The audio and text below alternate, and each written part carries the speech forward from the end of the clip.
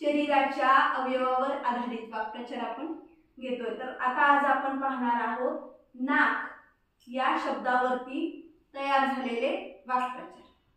चला, नाक घासणे, नाक घासणे, नाक आहे का सगळ्याला? हो, दाखव, हे ना, नाक घासणे म्हणजे काय? शरण जाणे, शरण जाणे।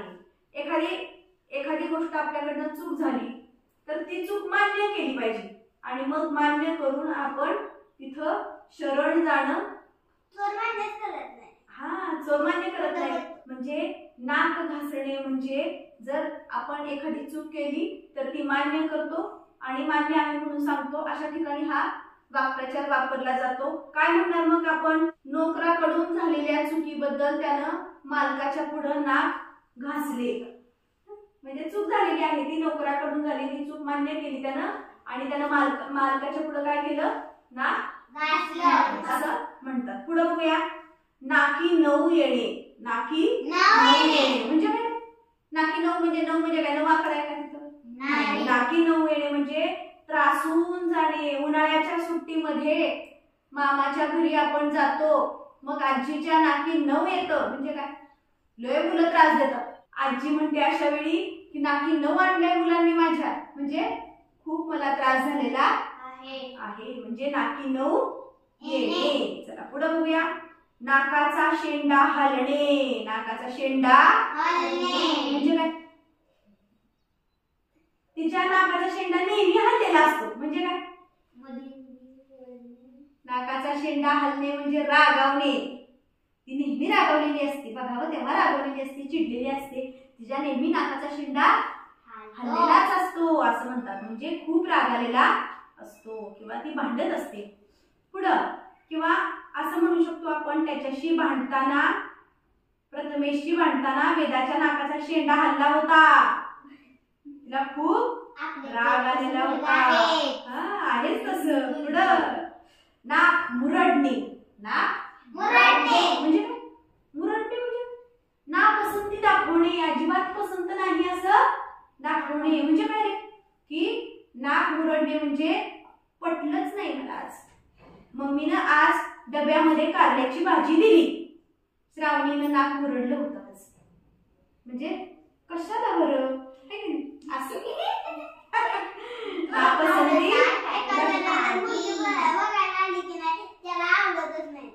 तो नाक मुरडतो का?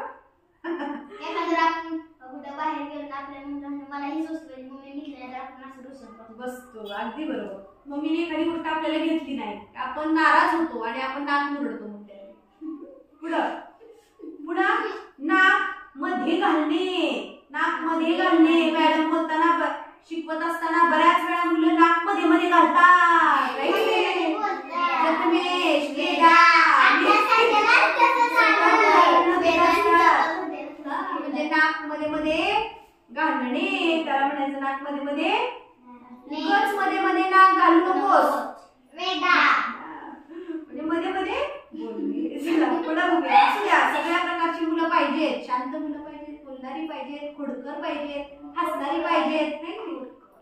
पुढे बघा, नाक कापणे, नाक कापणे खरंच कापतो काय? कापले का कृष्णाला? नाक कापणे म्हणजे काय? अपमान होणे, अपमान होणे। इयत्ता 10वीच्या परीक्षेमध्ये खूप कमी मार्क मिळवल्यामुळे आई वडिलांचे नाकच कापले गेले, किंवा एखादा मुलगा गुन्हेगारी ह्याच्यात जातो, अपमान वाटतो, तिथं म्हणतो की आई वडील म्हणतात की शिक्षक चोरी केली तर काय म्हणतील ते, की नाकच कापलं आपल्या घराण्याच्या पोराने, गुन्हेगार झाला तो, बरोबर। मार्क कमी पडले तर नाक कापला असं होत नाही, कारण आता मार्क जरी कमी पडले तरी सगळेजण ते स्वीकारतात, है की नाही? कोणतरी असलं की नाही त्याच्या पोरांनी चोरी केली की नाही, नाक कापलं, त्यांच्या परिवारात असं असतं ते लय मोठी चुकी केली, नाक कापलं। Very good. परिवारामध्ये एखादी खूप छान उदाहरण दिलं ह्यानं, तर परिवारात, मोठ्या परिवारामध्ये अतिशय गंभीर गुन्हा केला, नाक कापला असं म्हटलं जातं। पुढे बघूया, नाकाला मिरच्या झोंबणे, नाकाला मिरच्या झोंबणे म्हणजे काय? संताप येणे, राग येणे. शेजारीच राहतीये श्रावणी समजा माझ्या, आणि श्रावणीनं केर भराभरा भरला आणि माझ्या दारात आणून टाकला, मग काय होईल? माझ्या नाकाला मिरच्या झोंबणार ना, मला राग येते. मी म्हणलं काय ती श्रावणी शेजारी, श्रावणी यांची शेजारी बाई हिनं माझ्या दारात केर आणून टाकला आज, मग माझ्या नाकाला मिरच्या झोंबणार नाही तर काय होणार आहे तेव्हा? राग येणे, संताप होणे, नाकाला मिरच्या झोंबतात. नाकावर राग येणे, लगेच राग येणे. नाकावर राग येणे म्हणजे काय? लगेच रागावणे. तिच्या नेहमी नाकावर राग असतो, ती कधी बघत तेव्हा तिच्या नाकावरती रागच आलेला असतो. म्हणजे काय? खूप चिडलेली असते. पुढं नाकासमोर चालते, नाकासमोर चालणे, सरळ मार्गी असणे, सरळ मार्गी असणे.